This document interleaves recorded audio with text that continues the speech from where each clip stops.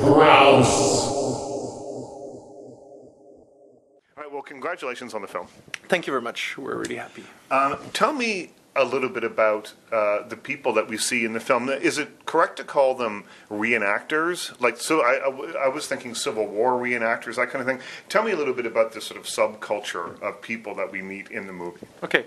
They call themselves LARPers, live-action role players, which is a bit different from medieval reenactors, I suppose. You have to understand, I'm more of a Dungeons and Dragons tabletop guy. I play in basements, which for them is very different. Right. I'm not part of the gang, per se.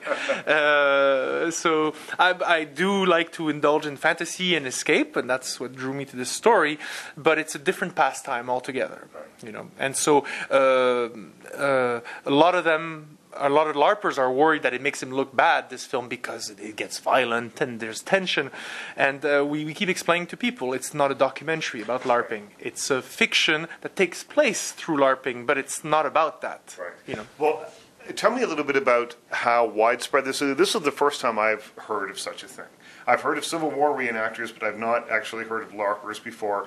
How did you become involved and sort of immersed in this culture? And how many are there? How many people out there? You say the LARPers are kind of upset. Are there 10 people that do this, or are there thousands? I think, LARPers. There's probably maybe the Society for Creative Anachronism in the U.S. is about 40, 50,000 members.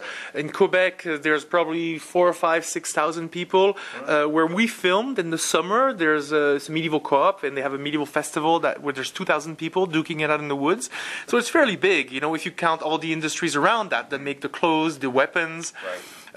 Things like this. How I got drawn into this thing? Well, first of all, I had made several short films where characters escaped the real world because it was too hard to delve into the imaginary world. Right. Took refuge in fantasy. And a lot of these films were fairy tales with sword fighting, with costumes, mixing fantasy and reality. Right. So I got to know some of these people. Okay, because I used them as extras in my film as fencers, sword fighters. Now, when Mark Krupa, who plays Bjorn Magnusson, approached me with this story about this guy, younger brother and older brother, Bjorn Magnusson, who takes refuge in the imaginary world, and at one point, reality crashes this world, and he has nowhere to go, which is the story of Bjorn, that resonated with my own life and the films I had done. So I kind of embarked on it. I was like, okay, let's do this. Right. Now, the story, it's interesting because you say it's a mix of fantasy and reality, but the fantasy elements are very much based in reality. I mean, these are real people who are dressed up pretending to be something else. And the thing that I found kind of interesting was watching the dynamics between the people in costume. They have a very strict set of rules that they have to follow. They can only speak in their characters' voices, that kind of thing, or as their characters. But every now and again, someone gets mad, or they fly off the handle, and sort of the reality comes crashing into them. And I found it kind of interesting creating the dynamic. How did you find the balance between sort of keeping the fantasy elements of the story alive while keeping reality floating above it somehow? Right. I mean, first of all, it's true that calling it fantasy, there's not much fantasy in our film. There's myth and mythical, so we wanted to recreate an old myth. But the question of tone between what we call being in the game, being out of the game, humor versus drama was really touchy. It was really hard from the beginning, and we really explored it even through the editing stage and even at the sound mix and the music stage, because we didn't want to make a parody of these guys. I don't want to make fun of them. It's not like even in Role Models. It's fun and it's cute, but it wasn't about that. Right. I wanted to explore people that, and I'm like this when I play Dungeons and Dragons. If people don't role play properly and they're not into it, it pisses me off. Right. And that gets me upset, and I want them out of the game even though they're my friends, and I've lost friends because of that. So we pushed that in the script. Right. Of course, in real LARPing, they're not as intense as gung-ho about it. But there are rules about the costumes and decorum and not having sneakers and not having your iPhone, right? So switching back and forth was just a way. With the script, after a while, I got to say, the characters kind of took over. Mm-hmm. There was a lot of improv done and a lot of rewriting on the day.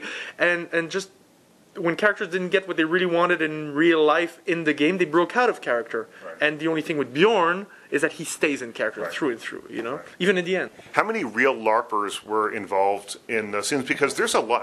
As I was watching this movie, I thought there are so many extras. There's so much going on here.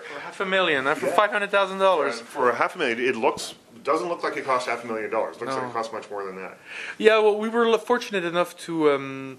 I was fortunate enough to have my co-producer Karen Murphy, who I work with in short films, who was amazing, stretching the dollar, and my DP Claudine Sauvé, who's telepathic in the sense that we only need to shoot 1 or 2 takes, her and I, and we were able to get a lot of production value. But what we also did is we partnered up with the Duché de Bicoline, which is the medieval co-op, and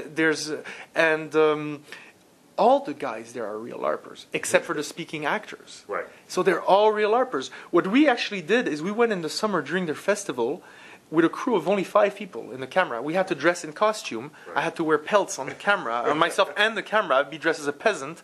To disguise the camera and everything. Not to burst their bubble. I wasn't allowed to interfere with their game. I had to have 1,500 releases signed. You know, I had to have a cute elf sign. My co-producer Karen Murphy was dressed as a courtesan. My DP was dressed as a medieval wench, and basically we brought in our actors and we're like, guys, just do the scene. When you had the background of everybody, and I couldn't stop them. So at night in the film, when people were dancing on the tables, they were really drunk, really partying. I had to pay the gypsy clan in medieval coins, in fake lunars, so that their women, their gypsy belly dancer, would come and dance in our scene, because they were solicited that night. And I had to pay them a fortune, like 800 solars, I think, or lunars, whatever they're called. And so the other guilds were jealous, because the organization of the game had given me some fake coins. So reality and fantasy for our film really mixed in. And we were there in costume, and we were losing our actors, because they'd go drink with some dude, some shots with the guild of Salmarak, the clan of knights. And I had to look for them at 1 in the morning to do that scene by the fire. But we got the production value, and we got the realistic, real documentarian feel to it, you know. Richard Crouse.